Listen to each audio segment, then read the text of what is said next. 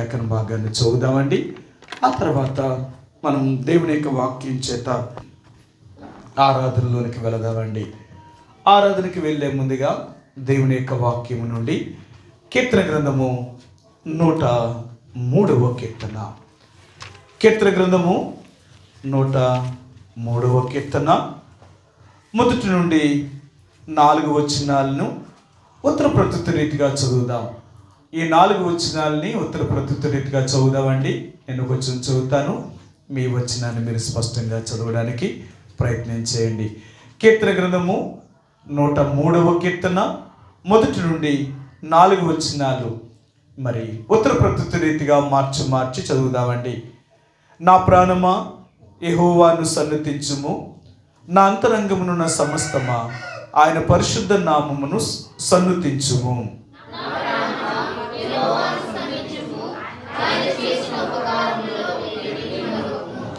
ఆయన నీ దోషములన్నిటినీ క్షమించువాడు, నీ సంకటములన్నిటినీ కుదుర్చువాడు.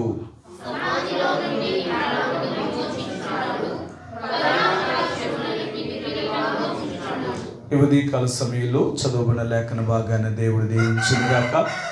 ఈ 103వ కీర్తన మనం ధ్యానం చేసే ముందుగా గత 2024 సంవత్సరం అంతా దేవుడు మనల్ని కాపాడి తన సజీవమైన రెక్కల కింద భద్రపరిచి ఎన్నో అపాయాల నుండి, ఎన్నో ప్రమాదాల నుండి, ఎన్నో వ్యాధుల బారి నుండి దేవుడు మనల్ని కాపాడి నేటి దినమున ఈ 2025 సంవత్సరం మొదటి నెల మొదటి విశ్రాంతి దినమున దేవుని యొక్క సన్నిధిలో దేవుడు మనందరినీ సమకూర్చినందుకై ఆయన్ని మనం ఎంతగానో స్తుతించవలసిన వారిగా, ఆరాధించవలసిన వారిగా ఉంటున్నాం. గడిచిన కాలం అంతట్లో దేవుడు చేసిన మేలులకై మనం ఆయనకి ఎంతగానో కృతజ్ఞతాస్తుతులు చెల్లించాలి. ఎందుకంటే దేవుడు మన జీవితంలో ఎన్నో మేలులు అన్నమాట. అంటే మనం మనుషులుగా మనం మేలును మర్చిపోయేవారు, కీడుని జ్ఞాపకం చేసుకునేవారు. కాబట్టి చాలాసార్లు దేవుడు చేసిన మేలేంటో మనం గ్రహించలేని వారు ఉంటున్నాం. అనేక సార్లు దేవుని యొక్క ప్రజలు కూడా గత కాలంలో కూడా దేవుడు చేసిన మేలులకై వారు ఆయన్ను ఆరాధించలేకపోయారు. సరే, మీకు ఇక్కడే చూపిస్తాను. 106వ కీర్తన, కీర్తన గ్రంథము 106వ కీర్తన 13వ వచనమండి. 106:13 ఆయనను వారు ఆయన ఆశ్చర్య కార్యములను వెంటనే మరిచిపోయిరి, ఆయన ఆలోచన కొరకు కనిపెట్టుకొన పోయిరి. సరే, ఈ యొక్క 106వ కీర్తనలో కీర్తనాకారుడైన మోషే రచించిన కీర్తనలో ఆయనను వారు ఆయన ఆశ్చర్య కార్యములను వెంటనే మర్చిపోయిరి.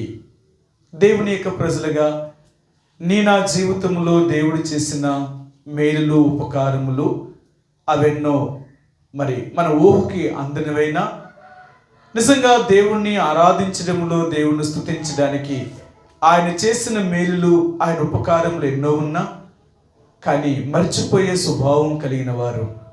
అందుకని అంటున్నాడు, ఆనాడు ఇశ్రాయేలు ప్రజలు పగల మేఘస్తంభములోను, రాత్రి అగ్ని స్తంభములోను ఆనాడు దేవదూతలు తినే ఆహారాన్ని దేవుడు ఆకాశం నుండి వారి కొరకు కురిపించి, వారి నీరు కావాలి అంటే బండ నుంచి నీళ్లను అనుగ్రహించి, వారికి ఏది కావాలంటే అదన్నిటినీ దేవుడు అనుగ్రహించినప్పటికీ కూడా వారు ఆయన చేసిన మేలులను మర్చిపోయిన వారు.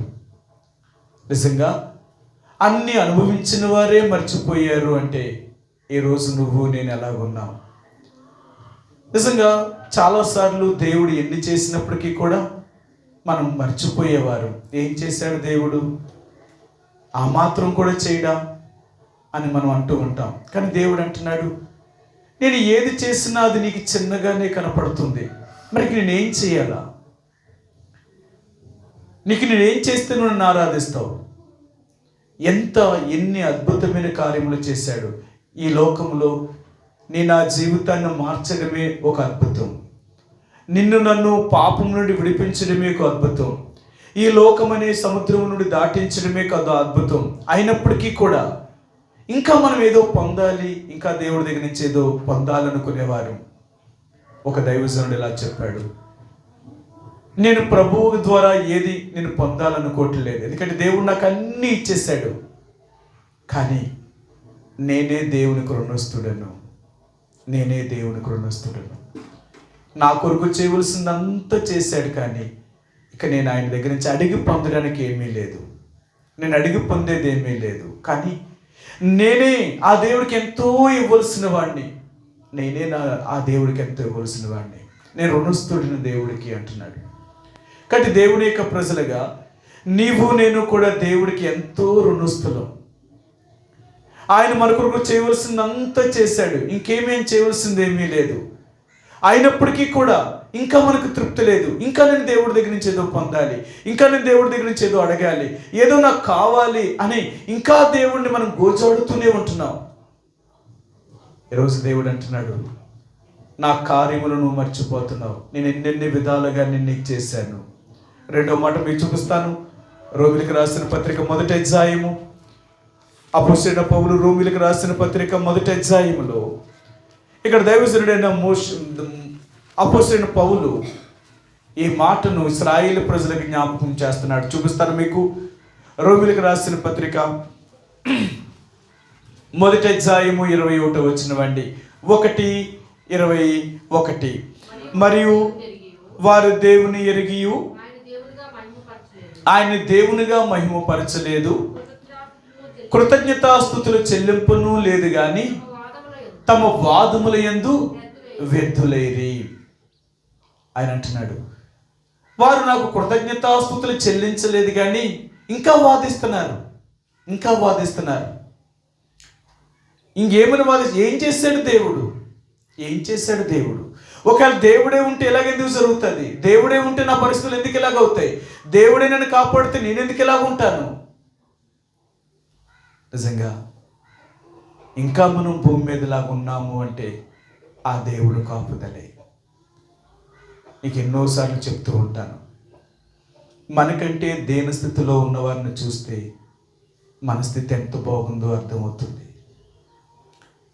మనకంటే గొప్పవారిని చూసామనుకోండి, మన స్థితి చాలా తక్కువగా కనపడుతుంది.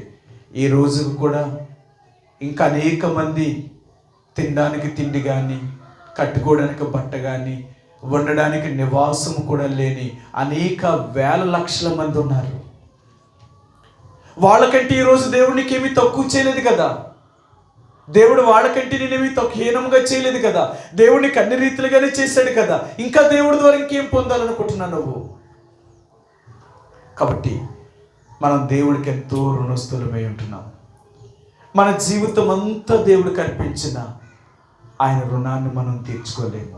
ఎందుకంటే ఆయన మన కొరకు చేసిన త్యాగము అంత గొప్పది. ప్రియ సహోదరి సోదరుడా, ఈ ఉదయకాల సమయంలో ప్రభువుని ఆరాధించే ముందుగా, ఆయన స్తుతించే ముందుగా దేవుడు నీకు నాకు జ్ఞాపకం చేసే విషయం ఏంటి అంటే, ఆయన జ్ఞాపకం చేసేది ఏంటంటే, ఆయన చేసిన ఉపకారములలో దేనిని మర్చిపోవద్దు. ఈ ఉదయకాల సమయంలో మనం దేవుణ్ణి ఆరాధించే ముందుగా 103వ కీర్తన గ్రంథము 103వ కీర్తనలో దావీదు మహారాజు ఆయన జ్ఞాపకం చేస్తున్న విషయాన్ని చూద్దామండి. కీర్తన గ్రంథము 103వ కీర్తన 2వ వచనం. 103:2. నా ప్రాణమా యెహోవాను సన్నిధించుము, ఆయన చేసిన ఉపకారములలో దేనిని మరువకము. చాలండి. ఈ ఉదయకాల సమయంలో ప్రభువుని ఆరాధించే ముందుగా కీర్తనాకారుడైన దావీదు ఈ 103వ కీర్తనను ఆయన రచించినప్పుడు ఆయన అంటున్నాడు, నా ప్రాణమా ఆయన చేసిన ఉపకారములలో దేనిని మరువకము, దేనిని మర్చిపోవద్దు. సరే, దేవుడు చేసిన ఉపకారములను ఈరోజు నీతో నాతో మాట్లాడాలి అనుకుంటున్నాడు. ఆయన చేసిన ఉపకారములేంటో ఒక్కసారి దేవుడే మనకు జ్ఞాపకం చేయాలనుకుంటున్నాడు. ఎందుకంటే ఆయన చేసిన మేలేంటో మనకు జ్ఞాపకం ఉండదు కదా. మనం చేసిందైతే గుర్తుంటుంది. మనం దేవుడికి ఏదైనా చేసామనుకో, ఏదైనా ఇచ్చామనుకో, లేక లోకంలో ఉన్న వాళ్ళకి ఎవరికైనా ఏదైనా చేసామనుకో, ఇలాంటివి మనకు గుర్తుంటాయి. నిజమే, కాదంట లేదు. మీకు ఎన్నోసార్లు చెప్పాను, ఇతరులకు మనం చేసిన మేలును మర్చిపోవాలట, వారు చేసిన మేలును మనం జ్ఞాపకం చేసుకోవాలట. మనం ఏం చేసామనేది కాదు, వారు మనకేం చేశారు అనేది గుర్తుంచుకోవాలట. దేవుని యొక్క ప్రజలుగా మనం జ్ఞాపకం చేసుకోవాల్సింది అది. మనం మర్చిపోవలసింది, ఎన్నోసార్లు చెప్తాను, వారు చేసిన కీడిని మనం ఎప్పుడు మర్చిపోవాలి. వారు చేసిన కీడిని ఎప్పుడు జ్ఞాపకం చేసుకోకూడదు.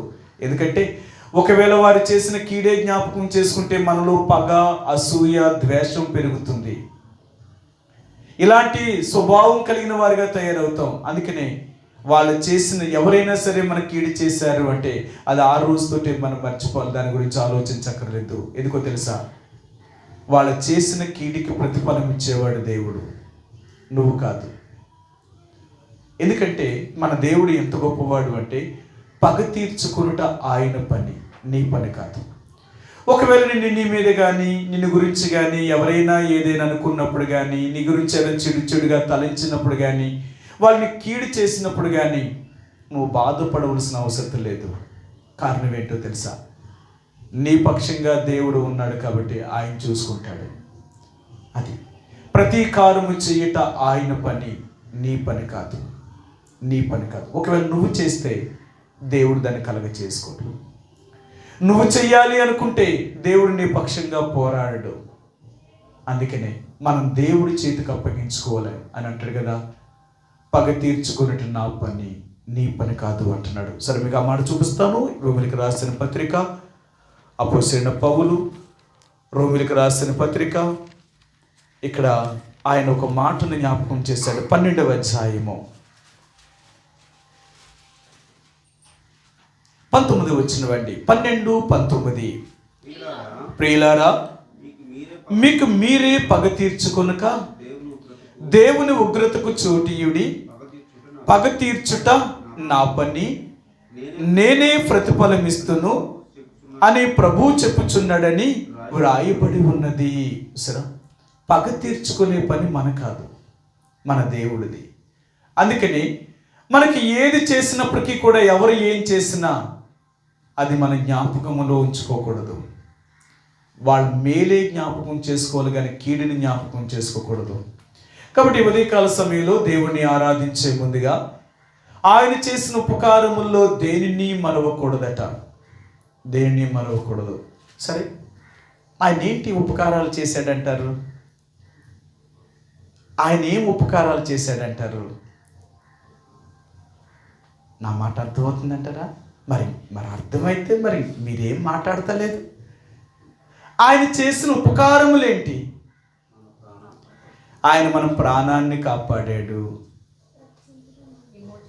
ఆయన మన పాపం నుంచి విడుదల చేశాడు. అంతేనా?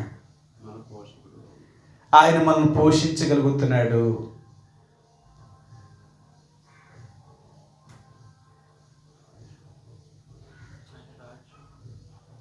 ఆయన చేసిన ఉపకారములేంటి? ఆయన చేసిన మేలు ఏంటండి? ఏమి చేయలేదా? మనం ఏం పొందలేదా? అందుకని అంటున్నాడు, ఆయన ఏం చేస్తున్నాడో కూడా మనం జ్ఞాపకంలోనికి, అంటే మనం ఆలోచిస్తలేదు. ఎందుకంటే దేవుడు మన జీవితంలో చేసేదే మన జ్ఞాపకం లేదు. ఎన్ని రీతిలుగా దేవుడు మనల్ని కాపాడుతున్నాడు. ఆయన ఈరోజు ఇంకా నీవు నేను కూడా భూమి మీద సజీవులుగా ఉన్నాము అంటే ఇంకా దానికి కావలసిన సమస్తాన్ని ఆయన్నే కాపాడుతున్నాడు. అందుకని మీకు ఎన్నోసార్లు చూపిస్తాను. కొలసీలకు 1 దశలోనికైలకు రాసిన పత్రిక 5వ అధ్యాయంలో, మిమ్మల్ని పిలిచిన దేవుడు నమ్మదగిన వాడు కనుక మీ శరీరమును, మీ ప్రాణమును, మీ ఆత్మను ఆయన రాకడ వరకు నిందారహితముగా కాపాడగలిగిన వాడు. అన్ని రీతిలుగా, అంటే దేవాతి దేవుడైన యేసు ప్రభువారు నిన్ను నన్ను ఎలాగ కాపాడుతున్నాడు అంటే, కాపాడాడు అంటే మన శరీరాన్ని కాపాడాడు, మన ప్రాణాన్ని కాపాడుతున్నాడు, మన ఆత్మను కూడా కాపాడాడు. అందుకని ప్రాణాత్మ దేహములను కాపాడగలిగిన దేవుడు ఆయన. ఈ లోకంలో శరీరానికి ఏం కావాలో అనుగ్రహించాడు, ప్రాణానికి ఏం కావాలో అనుగ్రహించాడు, నీ ఆత్మకు ఎలాంటి పరిస్థితులు కావాలో వాటిని కూడా దేవుడే సిద్ధం చేస్తున్నాడు. అందుకని ఆ దేవుడు చేసిన మేలులకే మనం ఎంతగానో ఆయనకు రుణస్తులుగా, ఆయన ఎంతగానో ఆరాధించవలసిన వారిగా ఉంటున్నామండి. దేవుడు చేసిన మేలుల్ని కొన్ని విషయాలు మీకు జ్ఞాపకం చేస్తాను ఈరోజు. అంటే దేవుని యొక్క బిడ్డలుగా ఆయన మన ఎడల చేసిన మేలు ఉపకారాన్ని కొన్ని విషయాలు చెప్తాను మీకు. 103వ కీర్తన గ్రంథము 103వ కీర్తన 3వ వచనం. ఆయన నీ దోషములన్నిటినీ క్షమించువాడు, నీ సంకటములన్నిటినీ కుదుర్చువాడు. ఆయనంట మన దోషములన్నిటినీ క్షమించేవాడట. ఒకవేళ మనం చేసిన పాపమునే దోషమునే కానీ దేవుడు లెక్కలో తీసుకుని వచ్చుంటే మనం ఎప్పుడో ఈ లోకాన్ని విడిచిపెట్టవలసిన వారు. మీకు ఎన్నోసార్లు చూపించాను. విలాప వాక్యములు అంటాడు ఆయన, మనం ఇంకనూ భూమి మీద నిర్మూలము కాకున్నాము అంటే ఆ దేవుడు వాత్సల్య సంపూర్ణుడు అంటాడు ఆయన. సరే, చూపిస్తారు మీకు ఆ మాటను మరలా. విలాప వాక్యములు ఇర్మియా తర్వాత విలాప వాక్యముల్లో దైవజనుడైన ఇర్మియా ఈ మాటను జ్ఞాపకం చేశాడు. ఆయన 3వ అధ్యాయము 22వ వచనం. విలాప వాక్యములు 3వ అధ్యాయము 22వ వచనం. చదవండి సిస్టర్ గారు. యెహోవా కృపగలవాడు, ఆయన వాత్సల్యత ఎడతెగక నిలుచుచున్నది గనుక మనము నిర్మూలము కాకున్న వారము. సరే, ఆయన అంటున్నాడు ఆయన వాత్సల్య సంపూర్ణుడు గనుక, ఆయన వాత్సల్యత మన ఎడల పుట్టుచున్నది గనుక మనము నిర్మూలము కాకున్న వారము. ఇంకా మనము భూమి మీద సజీవులుగా బ్రతుకుతున్నాము అంటే ఆ దేవుడే మనల్ని కాపాడుతున్నాడు. ఒకవేళ మన పాపములను బట్టి, మన అతిక్రమాలను బట్టి, మన దోషములను బట్టే కానీ నిజంగా మన ఎడల దేవుడు తీర్పు తీర్చగలిగితే ఆ దేవుని ఎదుట ఏ మానవుడు నిలవలేడు. ఎందుకంటే అందరూ దేవుని యొక్క దృష్టిలో పాపము చేసిన వారిగానే కనపడుతున్నారు. ఏ ఒక్కరు కూడా పాపము లేని వారిగా జీవిస్తలేదు. అందుకనే దేవుడు అంటున్నాడు అనేక సార్లు, నువ్వెన్ని చేసినప్పటికీ కూడా ఇంకా నిన్ను భూమి మీద బ్రతకనిస్తున్నాను అంటే నేను నా వాత్సల్యత నీ ఎడల ఎంత అధికంగా ఉందో తెలుసా. అందుకనే నేను నీ దోషములను క్షమించగలుగుతున్న దేవుణ్ణి, నీ పాపములను క్షమించగలుగుతున్న దేవుణ్ణి. ఒకవేళ నీ పాపములకు రావాల్సిన శిక్షనే కానీ నీకు అనుగ్రహించుంటే ఈ భూమి మీద నువ్వు ఉండలేవు ఇంకా. అందుకనే దేవుడు అంటాడు 130వ కీర్తనలో అంటాడు, ప్రభువా ఎవడు నీ సన్నిధిని నిలవగలడు? ఎందుకంటే భూమి మీద సజీవుల్లో ఉన్న ఒకడును నీ సన్నిధిని నీతిమంతుడిగా ఎంచబడడు అంటాడు. మీకు ఆ మాట చూపిస్తాను. 143వ కీర్తన గ్రంథము 143వ కీర్తన 3వ వచనం. 143వ కీర్తన 2వ వచనం. నీ సేవకునితో వ్యాజ్యమాడకము, సజీవులలో ఒకడును నీ సన్నిధిని నీతిమంతుడిగా ఎంచబడడు. భూమి మీద ఉన్న ఏ ఒక్కరు కూడా దేవుని యొక్క సన్నిధిలో నీతిమంతుడిగా ఎంచబడ్డానికి అర్హత లేని వారము. అందుకే దేవుడు అంటాడు. సరే, మీకు ఇంకో మాట కూడా చూపిస్తాను. 130వ కీర్తన గ్రంథము 130వ కీర్తన 3వ వచనం. 133. యెహోవా నీవు దోషములను కనిపెట్టి చూచిన యెడల ప్రభువా ఎవడు నిలవగలడు? ఆయనను జనులు నీ యందు భయభక్తులు నిలుపునట్లు నీ యొద్ద క్షమాపణ దొరుకును అని అంటాడు. ప్రభువా నువ్వు దోషములను కనిపెట్టి చూచిన యెడల ఏ మానవుడు నీ ఎదుట నిలవగలడు? ఏ మానవుడు కూడా ఈ భూమి మీద నీ ఎదుట నిలవలేడు. అయితే నీ యొద్ద క్షమాపణ దొరుకుతుంది. నీ దగ్గరికి వచ్చి, ప్రభువా నేను తప్పు చేశాను, నేను పాపం చేశాను, నేను ఇలాగున్నాను, నన్ను క్షమించను అడగలిగితే నా దగ్గర నీకు క్షమాపణ దొరుకుతుంది. అందుకని మన దేవుడు కృప కలిగిన వాడు. ఆయన కృప ఎంతంటే అపరిమితమైనది, దానికి అంతము లేదు. దేవుని యొక్క కృప ఎంతంటే దానికి అంతము లేని కృప అనమాట. అందుకని ఇర్మియాతో మాట్లాడినప్పుడు అంటాడు, ఇర్మియా, శాశ్వతమైన ప్రేమతో నేను నిన్ను ప్రేమించుచున్నాను, విడువకు నీ ఎడల నేను కృప చూపుచున్నాను. మానవుడి ఎడల దేవుని యొక్క కృప ఎంత అత్యున్నతమైనదో, ఎంత గొప్పదో, అలాంటి దేవుని కృపను దేవుడు నీకు నాకు అనుగ్రహించాడు ఆయన.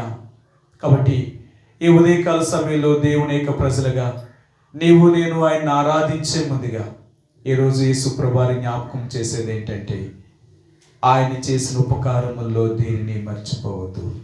ఆయన అంటున్నాడు, ఎన్ని ఉపకారాలు చేశాడు, ఆయన ఎంతగా మనల్ని కాపాడుతున్నాడు. ఒకవేళ ఆ దేవుని కాపుదలే లేకపోయి ఉంటే మనం ఎప్పుడో ఈ లోకాన్ని విడిచిపెట్టవలసిన వారు. దేవుడే కానీ మన పాపంలోకి రావాల్సిన శిక్షనే కానీ విధించుంటే మనం ఎప్పుడో మరణించవలసిన వారమాట. సరే, మీకు ఆ మాట చూపిస్తాను. 118వ కీర్తన, కీర్తన గ్రంథము 118వ కీర్తన 18వ వచనమండి. 118 వచనమండి. యెహోవా నన్ను కఠినముగా శిక్షించను గాని యెహోవా నన్ను మరణమునకు అప్పగించలేదు. ఆయనను శిక్షించాడు కానీ నా ప్రాణాన్ని మాత్రం తీసుకోలేదు ఆయన. కాబట్టి దేవుని యొక్క ప్రజలుగా, నా ప్రాణమా యెహోవాను సన్నిధించుము, ఆయన చేసిన ఉపకారముల్లో దేనిని మర్చిపోవద్దు అంటే, ఆయన చేసిన ఉపకారములు ఎన్ని రకాలుగా ఉన్నాయో, ఎన్నెన్ని విధాలుగా ఉన్నాయో దేవుడు అంటాడు, ఒకవేళ నేను నీకేం చేశాను అని తెలుసుకోవాలనుకుంటే ఈ సృష్టిని పరిశీలించు. ఈ సృష్టిలో ఉన్న ప్రతి దానిని నువ్వు పరిశీలన చేస్తే అదే నీకు తెలియచేస్తుంది నేను నీ కొరకు ఏం చేశాను అని. ఈరోజు మనం చూస్తున్నాం కదా, ఒకప్పుడైతే ఏ మొక్క ఎలాగో దేనికి పనిచేస్తుందో, ఏ మొక్క ఏ ఆకు దేనికి పనిచేస్తుందో మనకు తెలియదు. కానీ ఇప్పుడు యూట్యూబ్ రావడం వల్ల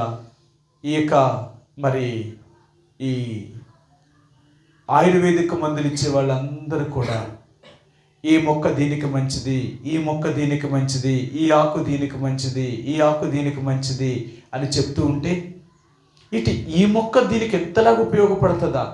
ఇప్పుడు దాకా మనం ఈ మొక్కల గురించి మనకు తెలియదే, మన కళ్ళ ఎదురుంటుండే దీని ఇంత బాగా పనిచేస్తుందా అని ఈరోజు అందరూ కూడా మన చుట్టూ పెరుగుతున్న మొక్కలను చూస్తే మనకు ఆశ్చర్యం వేస్తుంది. అందుకే దేవుడు అంటాడు, నీ మనుగడకు నేను ఎక్కడో సృష్టించలేదు, నీ చుట్టూ ఉన్నాయి నువ్వు బ్రతకడానికి. దేవుడు చేసిన సృష్టిలో మానవుడి కొరకు దేవుడు ఎన్ని అద్భుతాలు చేశాడు, ఆయన ఎన్ని ఆశ్చర్యమైన కార్యాలు చేశాడు. అందుకంటాడు, నన్ను నువ్వు తెలుసుకోవాలి అంటే నేను సృష్టిలో చేసిన ఆ సృష్టిని అడుగు. అందుకనంటాడు, ఆకాశంలో దేవుని మహిమను వివరించుచున్నాయి, అంతరిక్షం ఆయన చేతి పనిని ప్రచురం చేస్తున్నాయి అంటాడు 19వ కీర్తనలో 1వ వచనంలో. ఆయన అంటాడు, దేవుని యొక్క సృష్టి మనకు బోధపరచగలుగుతుందండి దేవుడు ఎంత గొప్పవాడు. అందుకంటాడు, నా సృష్టిని పరిశీలన చేయడం వల్ల నేను నీ కొరకు ఎలాంటి అద్భుతాన్ని ఆశ్చర్యమైన కార్యాన్ని చేశాను అనేది నీకు ఎలాగ అర్థమవుతుందంటే అప్పుడే నీకు అలాగ అర్థమవుతుంది. నేను చేసిన అద్భుతమైన కార్యములు, అంత గొప్ప కార్యములు నేను చేస్తూ వచ్చాను. కాబట్టి ఈ ఉదయకాల సమయంలో దేవుని యొక్క ప్రజలుగా ఆయన్ని ఆరాధించే ముందుగా, ఆయన స్తుతించే ముందుగా ఆయన నీ దోషములన్నిటినీ క్షమించేవాడు. 2024 సంవత్సరం ప్రారంభం నుంచి 2024 చివరి నెల చివరి దినం వరకు కూడా మనం ఎంత దేవుణ్ణి ఎరిగి ఉండి కూడా ఎంత దేవుని దుఃఖ పెట్టమంటారు, ఎంతగా దేవుని బాధించేమంటారు, ఎన్ని రకాలుగా దేవుని శోధించుంటాం, ఎన్ని రకాలుగా దేవుని దుఃఖ పెట్టుంటాం. అందుకే దేవుడు అంటున్నాడు, గత కాలములో నువ్వు చేసిన వాటిని బట్టి అయితే నేను నిన్ను శిక్షిస్తే ఈ భూమి మీద నువ్వు ఉండలేవు. ఒకవేళ నిన్ను గాయపరిచి ఉంటే నువ్వే స్థితిలో ఉండే వ్యక్తివో తెలుసా? అందుకని అంటాడు, దేవుడు చేసిన చిన్నదైనా సరే అది ఎంత ప్రమాదకరంగా ఉంటుందో తెలుసా? అందుకే దేవుడు అంటాడు, నేను నిన్ను ఎన్ని చేసినప్పటికీ కూడా నేను క్షమించి శిక్షించక నేను ఎన్నిసార్లు వదిలిపెట్టానో తెలుసా? నా శిక్షే కానీ నీ మీదకు వచ్చుంటే, నా తీర్పే కానీ నీ మీదకు వచ్చుంటే ఈరోజు భూమి మీద నువ్వు ఇలా ఉండే వ్యక్తి అంటావా? ఇలా ఉంటావా? ఎన్నోసార్లు చెప్తూ ఉంటాను, మనం ఈరోజు ఈ స్థాయిలో ఉన్నామంటే సంవత్సరానికి ఒక్కసారైనా హాస్పిటల్ విజిటింగ్ చేయండి. మీరు వెళ్ళక్కర్వద్దు, అంటే ఏదో వద్దే వెళ్ళడం కాదు, చూడడానికి వెళ్ళండి. ఎన్ని వ్యాధులు కలిగిన వారు ఎలా ఉంటున్నారో తెలుసా? ఎన్ని బాధల చేత, ఎన్ని వ్యాధుల చేత, ఎంత దుఃఖాన్ని, బాధను, శ్రమను అనుభవిస్తున్నారు వాళ్ళు. ఎందుకంటారు? దేవుడు ఒక్క క్షణం తను కాపాడకపోతే, ఒక్క నిమిషం దేవుడు కాపాడకపోతే మనం ఏమైపోతామో తెలుసా? అందుకే దేవుడు అంటాడు, ఇశ్రాయేలుని కాపాడే దేవుడు కునుకడు నిద్రపోడట. నిన్ను నన్ను కాపాడే దేవుడు ఆయన ఎప్పుడూ కూడా కంటికి ఒక రెప్ప కూడా పడకుండా కాపాడుతున్నాడు. ఒక్క నిమిషము కానీ దేవుడు మనల్ని వదిలిపెడితే ఎంత ప్రమాదములో, ఎంత అపాయంలో మనం చిక్కుకుంటామో తెలుసా? అందుకే దేవుడు అంటాడు, చూడుము నా అరచేతుల మీదే నిన్ను చెక్కుకున్నాను, నిత్యము నేను నిన్ను కాపాడేవాడిని, నా ప్రాకారములు నీ చుట్టూ ఎప్పుడు ఉంటాయి. 27వ యెషయా గ్రంథం 27వ అధ్యాయం అంటాడు, యెహోవాని నేను నీ కాపు కాస్తున్నాను, దివారాత్రులు నిన్ను కాపాడుతున్నాను, ఎవడు నీ మీదకి రాకున్నట్లుగా నిన్ను కాపు కాస్తున్నాను అంటాడు ఆయన. దేవుని యొక్క కాపుదల నీ ఎడల, నా ఎడల ఎన్ని రకాలుగా దేవుడు ఉంచాడు ఆయన. ఈరోజు మరలా దేవుడు అంటున్నాడు, నీ రాకపోకలన్నిటిలో నిన్ను కాపాడండి. నువ్వు ఇంటి నుంచి బయటికి వెళ్ళినప్పుడు కానీ, బయట నుంచి ఇంటికి వచ్చినప్పుడు కానీ, నీ పనుబాట్లలో కానీ, నువ్వు చేస్తున్న ప్రతి దాని విషయంలో, అది చిన్నదే కానీ పెద్దదే కానీ, అన్ని విషయాల్లో నిన్ను కాపాడండి. నువ్వు అనుకోవచ్చు, నేనేం చేశాను అంటే ప్రతి చిన్నదానికి నిన్నెంత కాపాడుతూ వచ్చాను. నా కాపుదల నీకు ఎంత అవసరమైనదో తెలుసా? నా కాపుదలే నీకు లేకపోయి ఉంటే ఈరోజు నువ్వు భూమి మీదలా ఉండే వ్యక్తి కాదు. ఇంతవరకు మనం భూమి మీద సజీవులుగా ఉండేవారమే కాదు. ఆ దేవుడు ఇంకా మనల్ని కాపాడుతున్నాడు కాబట్టి మనం ఇంకా భూమి మీద ఉన్నాం. అందుకని అంటున్నాడు ఆయన నీ దోషములన్నిటినీ క్షమించేవాడు. నువ్వు చేసిన పాపములను, నువ్వు చేసిన అతిక్రమాలని, మనం చేసిన తిరుగుబాటు క్రియలను, ఇవన్నీ మన గురించి సాక్ష్యం ఇస్తున్నాయి. ఆయన అంటాడు, మీరు చేసినవన్నీ నాకు తెలియదా? ఇవే మిమ్మల్ని గురించి మీకు సాక్ష్యం ఇస్తున్నాయి. అందుకని దావీదు మహారాజు దేవుడి దగ్గరికి వచ్చినప్పుడు అంటాడు, ప్రభువా, మా తిరుగుబాటు క్రియలన్నీ నీకు కనబడుచుండవు కదా, మా అతిక్రమములన్నీ నీకు తెలుసు. ఏది నీ దగ్గర నేను దాయగలను? ఏది నీ ఎదుట నేను లేదని చెప్పగలను? నా బుద్ధిహీనతలు కానీ, నా బలహీనతలు కానీ, ఇవన్నీ నీకు తెలుసు. నా అపరాధములన్నీ నీకు తెలుసు. ఒక్కటైనను నీకు మరుగైనది లేదు అంటున్నాడు ఆయన. సరే, మీకు ఆ మాట చూపిస్తాను. దావీదు కీర్తన,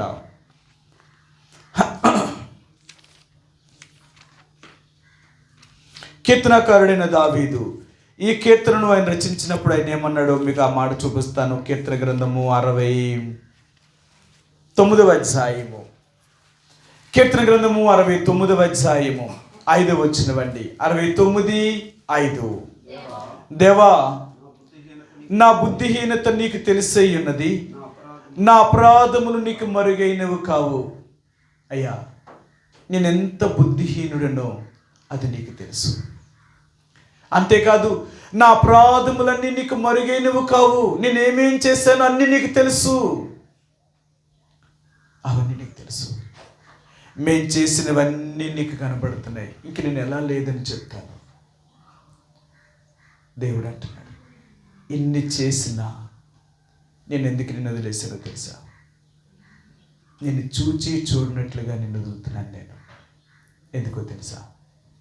నిన్ను నిర్మూలన చేయాలని కాదు, నిన్ను నష్టపరచాలని కాదు, నిన్ను బాగు చేయాలనే నా కోరిక.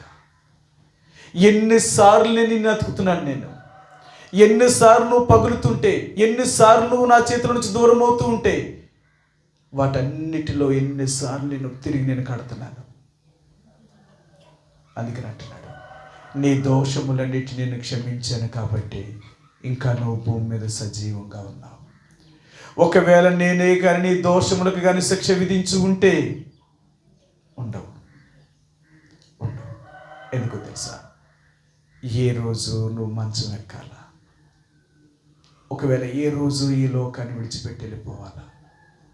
అందుకని కొన్నిసార్లు దేవుడు నిన్ను సరి చేయాలని నన్ను చిన్న చిన్న వాటితోటి దేవుడు వదిలిపెట్టాడే తప్ప పెద్ద వాటిని మన మీదకి రానివ్వలేదు. సరే, యోబు అంటాడు, ప్రభువా నువ్వెంత మంచి దేవుడిగా తెలుసా, అనేక సార్లు మనుషులుగా మేము చేసిన తప్పులు బట్టి నువ్వు మమ్మల్ని అంతం చేయలేదు కానీ మాకు కాపాడుతూ వచ్చావు అంటున్నాడు ఆయన. 33వ అధ్యాయము, యోబు గ్రంథము 33వ అధ్యాయము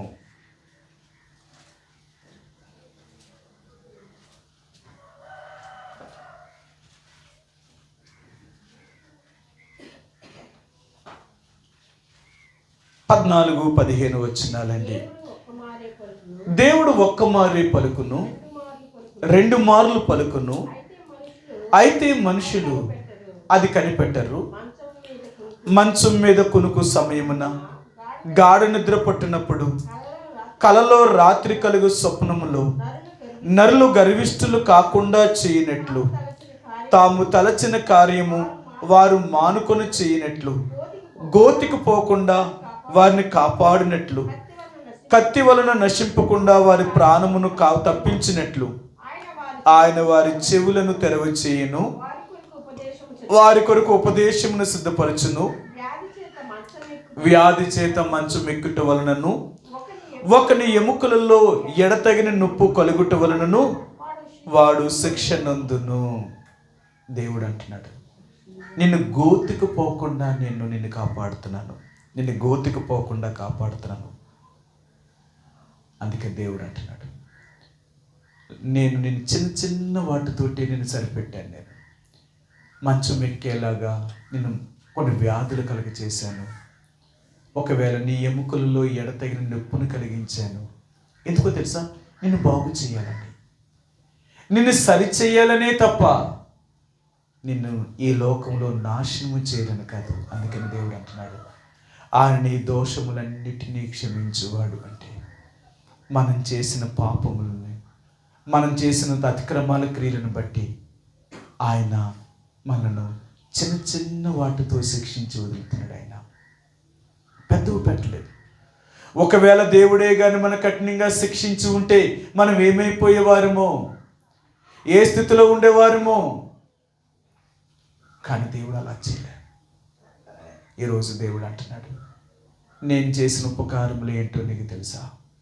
ఎంత నిన్ను కాపాడుతున్నాను, ఎంత నిన్ను సంరక్షించగలుగుతున్నాను. నువ్వు ఎన్ని చేసినప్పటికీ కూడా నేను నిన్ను మరణమునకు అప్పగించకుండా చిన్న చిన్న వాటిని నీ మీదకి పంపించి నిన్ను సరిచేసి మరలా నా దగ్గరికి నిన్ను చేర్చుకోవాలనుకుంటున్నానే తప్ప నా నుండి నిన్ను దూరం చేసుకోవాలనుకోవట్లేదు. నేను చేసే మేలు కాదంటావా? నేను చేసే ఉపకారము కాదంటావా? ఈరోజు దేవుడు అంటున్నాడు, నా ప్రాణమా, ఆయన చేసిన ఉపకారముల్లో దేనిని మర్చిపోకు. ఆయన నీ దోషములన్నిటినీ క్షమించినవాడు. నీ పాపములన్నిటికీ రావాల్సిన శిక్షను ఆయన అనుభవించాడు. ఆ శిలువ మీద ఆయన తన రక్తమును కార్చి తన ప్రాణాన్ని అప్పగించి నీవు నేను అనుభవించవలసిన ఘోరమైన శ్రమ అంతటిని ఆయన అనుభవించి నీకు నాకు రక్షణ కలిగించాడు. ఆ రక్షణ కలిగించిన తర్వాత అక్కడితో అయిపోలేదు. నిన్ను నన్ను సంపూర్ణుడిగా చేయడం కొరకు ప్రతిదినము ఆ దేవుడు మనల్ని తన రూపంలోనికి తీసుకురావడం కొరకే ఆయన ఎంత ప్రయాసపడుతున్నాడు. ఎన్నోసార్లు దేవుడికి అవిధేయత చూపించిన వారు, ఎన్నోసార్లు దేవుడి మీద తిరుగుబాటు చేసిన వారు, ఎన్నోసార్లు దేవుడికి వ్యతిరేకంగా మాట్లాడిన వారు, అయినా దేవుడు ఏమనలేదే. ఒకవేళ దేవుడే కానీ శిక్షించవలసి వస్తే మీ భూమి మీద నువ్వు బ్రతకలేవు. అందుకనే ఆయన అంటాడు, నేను వాత్సల్య సంపూర్ణుడు గనుక నీ ఎడల నా వాత్సల్యత ఎడతెగక పుట్టుచున్నది కనుక ఇంకా నువ్వు నిర్మూలము కాక భూమి మీద ఉన్నావు. నేను నిర్మూలము చేయలేదు భూమి మీద, ఇంకా నేను భూమి మీద ఉంచాను. అంతేకాదు, ఆయన అంటున్నాడు యోబు గ్రంథంలో, అనేక సార్లు నువ్వు చేసిన దోషములను బట్టి నిన్ను మంచం ఎక్కేలాగా చేసేనే తప్ప నిన్ను గోతుకు పోకుండా మాత్రం నిన్ను చేయలేదు.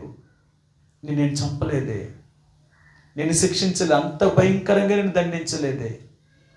అది ఈరోజు నన్ను దేవుడు ఇంకా భూమి మీద సజీవులుగా ఉంచాడు. ఆయన ఇంకా మనల్ని కాపాడుతున్నాడు. ఆయన ఇంకా మనల్ని సంరక్షించగలుగుతున్నాడు.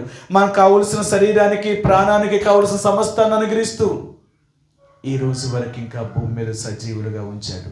అందుకని అంటున్నాడు, నా ప్రాణమా ఆయన చేసిన ఉపకారములు ఎన్నెన్ని విధములుగా ఉన్నాయి.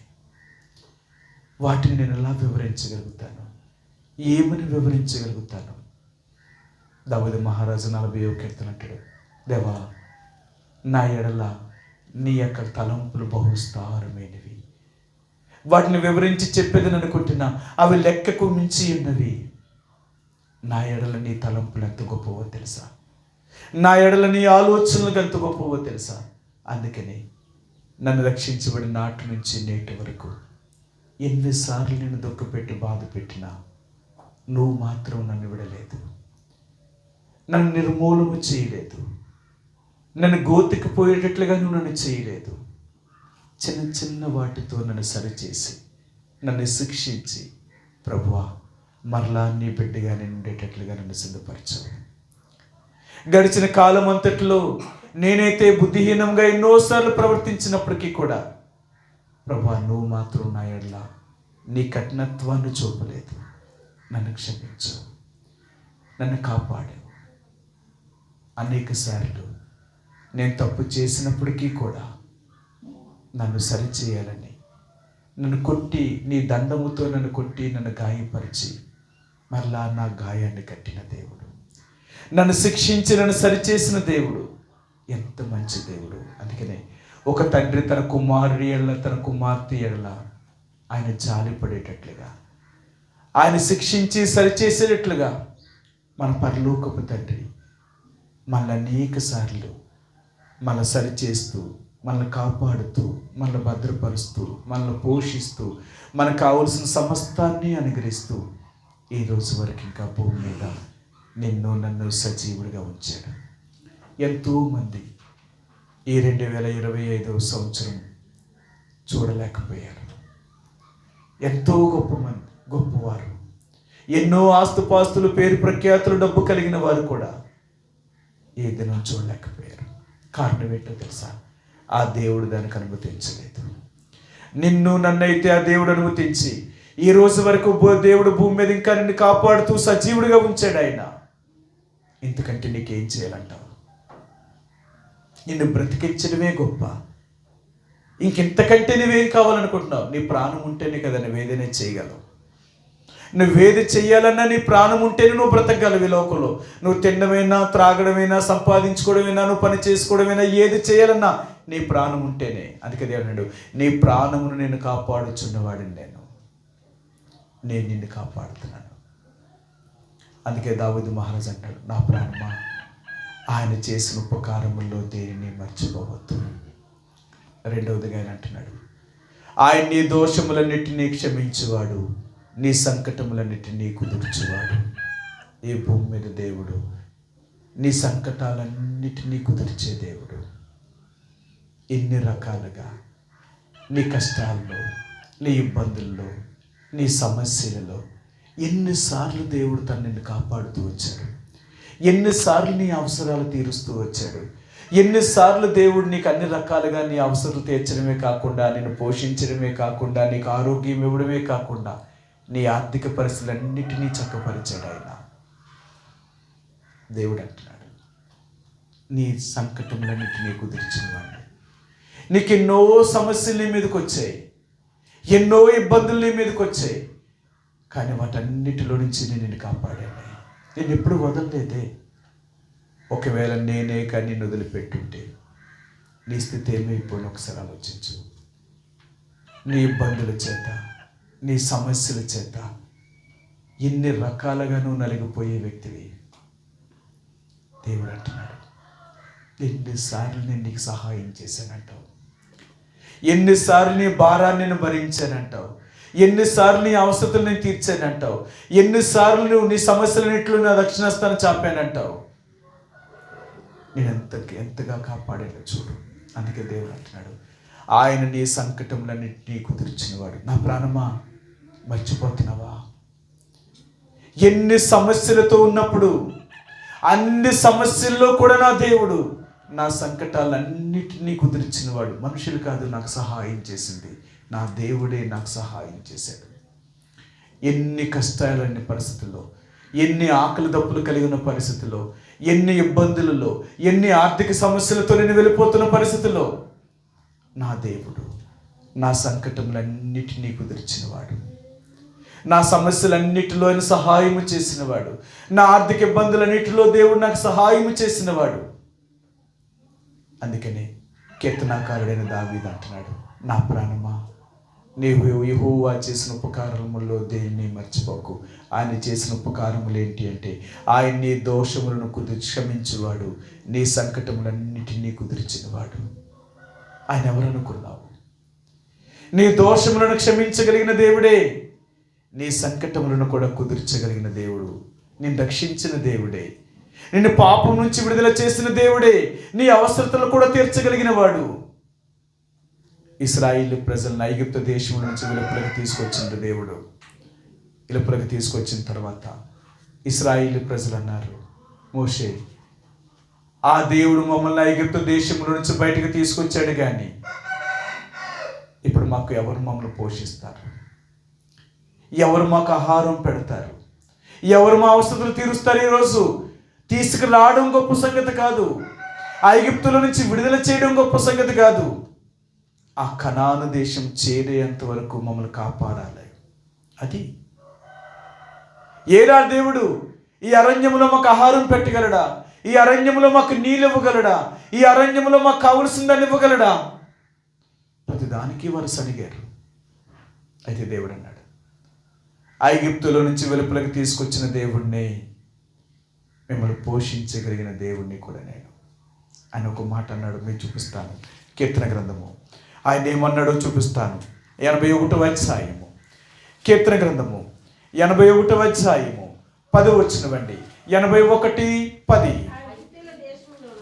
ఐగుప్తీల దేశములో నుండి నిన్ను రప్పించిన నీ దేవుడైన యెహోవాను నేనే, నీ నోరు బాగుగా తెరువుము, దానిని నేను నింపెదను చెప్తున్నాడు ఆయన.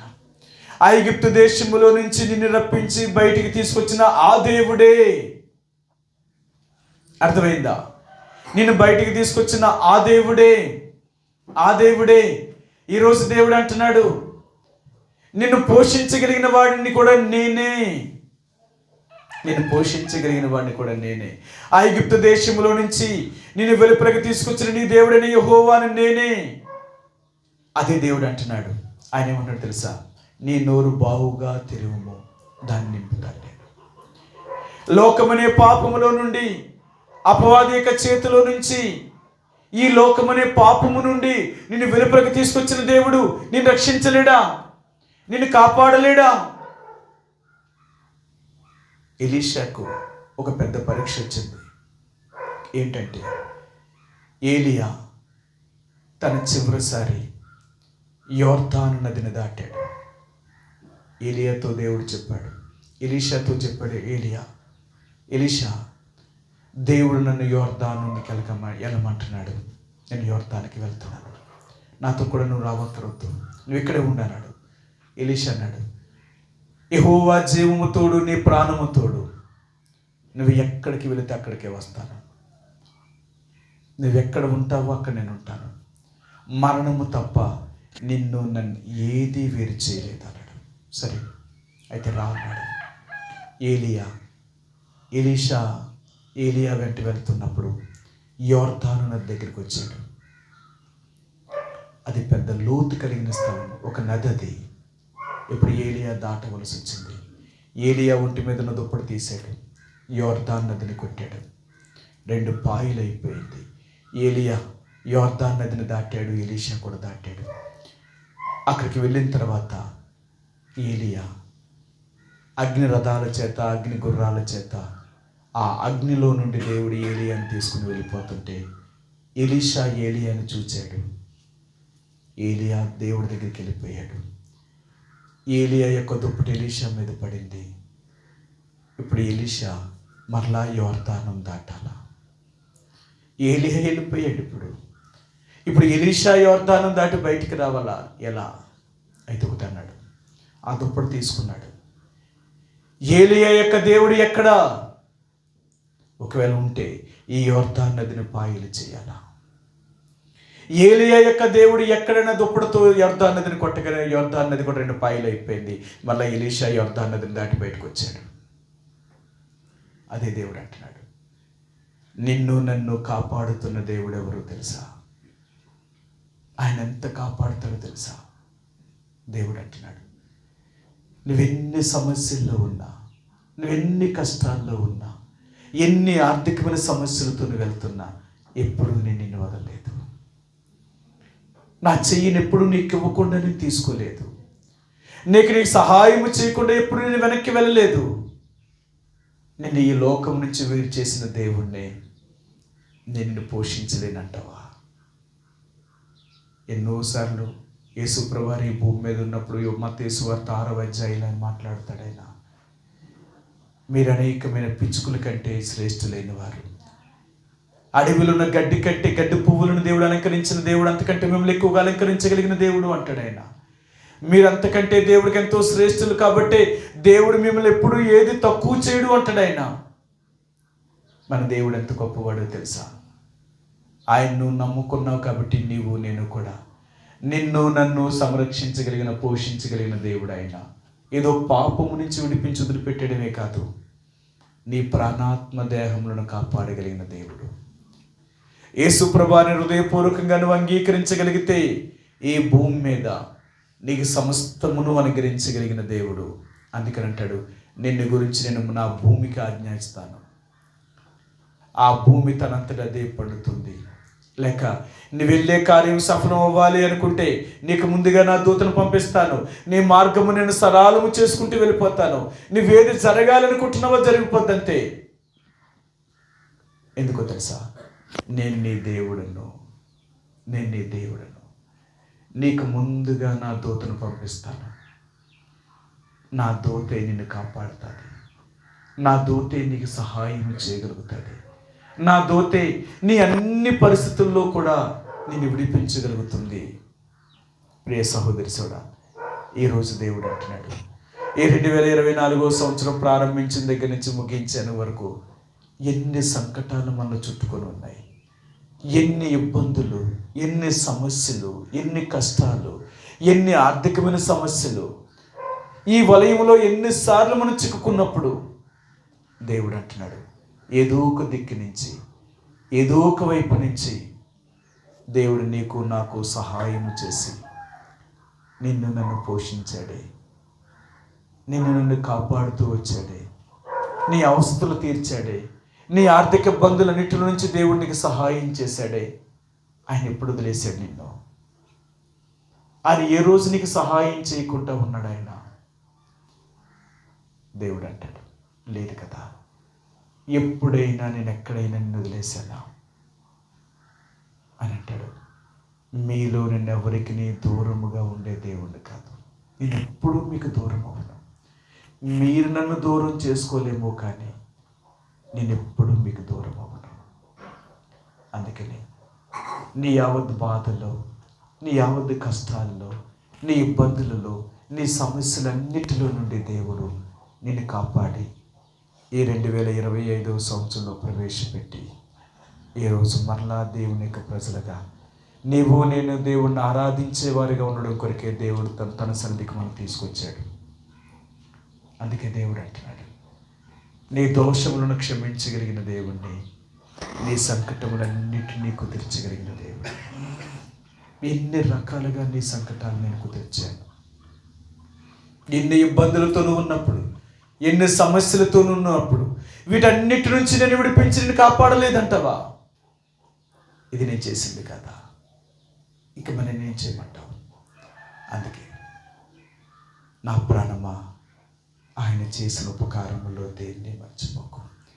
గడిచిన కాలం అంతట్లో ఆ దేవుడు నన్ను ఎన్ని రకాలుగా ఆదుకున్నాడు, ఎన్ని రకాలుగా పోషించాడు, ఎన్ని ఆర్థిక ఇబ్బందుల నుంచి విడిపించాడు, ఎన్ని కష్టాలు, దుఃఖములు, బాధల నుంచి దేవుడు నన్ను తప్పించాడు. ఆ వచ్చినప్పటికీ కూడా దేవుడు నన్ను ఎంతగా కాపాడుతూ వచ్చాడు. అందుకే ఈరోజు నేను దేవుణ్ణి స్తుతించగలుగుతాను. ప్రభువా, గత 2024 సంవత్సరం ప్రారంభించిన దగ్గర నుంచి ఎన్ని పరిస్థితులు నా మీదకి వచ్చాయి, ఎన్ని సమస్యలు నా మీదకి వచ్చాయి, ఎన్ని ఆర్థిక ఇబ్బందులు కూడా నేను చిక్కుకున్నాను, ఎన్ని కష్టమైన పరిస్థితులు కూడా నేను వెళ్ళాను, ఎన్ని దుఃఖకరమైన పరిస్థితులు కూడా నేను నిలవలసి వచ్చింది. కానీ తండ్రి, నువ్వెంత మంచి దేవుడు అంటే ఎన్ని పరిస్థితులు నా మీదకి వచ్చినా నన్ను కాపాడి, భద్రపరిచి, పోషించి, సంరక్షించి నేటి వరకు భూమి మీద నన్ను సజీవుడిగా ఉంచావు. కంటికి రెప్పలా నన్ను కాపాడుతూ వచ్చావు. ఎందుకంటే ఒక్క రెప్పపాటు చాలు ఈ లోకాన్ని విడిచిపెట్టడానికి. ఒక రెప్పపాటులో నేను నాశనం అయిపోవలసిన వ్యక్తిని. ఎన్నో అపాయాల నుండి నేను చెక్కబడిన పరిస్థితుల్లో నన్ను కాపాడేవి. అందుకే ఈరోజు నేను ఈ 2025వ సంవత్సరం, నూతనమైన సంవత్సరంలో నిన్ను స్తుతించే ముందుగా గడిచిన కాలంలో చేసిన మేలులకై నీకు హృదయమారా కృతజ్ఞతాస్తుతులు చెల్లిస్తున్నానని కొద్ది సమయం ఆ ప్రభువుని ఆరాధిస్తాం. ఒకటి, మన దోషములన్నిటినీ క్షమించిన వాడు. మన పాపములకు రావాల్సిన శిక్షణ ఆయన విధించలేదు, కానీ చిన్న చిన్న వాటి చేత మన శిక్షించి సరిచేసి ఇంకా భూమి మీద మన సజీవులుగా ఉంచాడు. ఒకవేళ ఆయనే కానీ మన దోషములను కనుక కనిపెట్టి చూసిన ఎడల ఎప్పుడూ మనం నిర్మూలమైపోవలసిన వారు. రెండవదిగా, ఆయన నా సంకటములన్నింటినీ కుదిర్చినవాడు.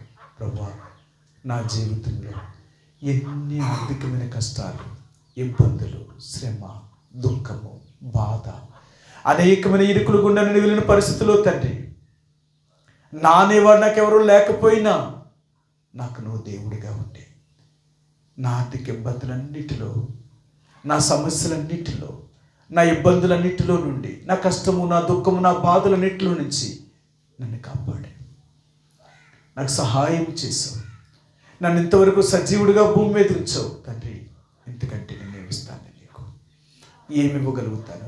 ఏమిస్తే మీ రుణం తీర్చుకుంటాను? ఏమిచ్చినా మీ రుణం తీర్చుకోలేని వాడిని తండ్రి. అందుకే మీరు ఉచితంగా అనుగ్రహించే మీ రక్షణ పాత్రను చేత పట్టుకుని ఏదైనా స్తుతి, ఆరాధనకి సమర్పించుకుంటున్నాను. ఎందుకంటే నేనేమి ఇవ్వలేను. కాబట్టి ఆ ప్రభువుని ఆరాధించే ముందుగా ఆయన చేసిన మేలుల్ని జ్ఞాపకం చేసుకుంటూ ఆ దేవుణ్ణి కొద్ది సమయం దేవుణ్ణి స్తుతిస్తామంటే, ఆ రీతిగా ఒకరి తర్వాత ఒకరు ఆ దేవుడు చేసిన మేలుల్ని 2025వ సంవత్సరంలో మనం ప్రవేశించాం. కాబట్టి ఆయన చేసిన మేలులకి ఆయనకు హృదయమారా మనం కృతజ్ఞతాస్తుతులు చెల్లిస్తామండి. ఆ రీతిగా కొద్ది సమయం ఆ దేవునికి మన జీవితంలో చేసిన మేలులకి కృతజ్ఞతాస్తుతులు చెల్లిస్తాం.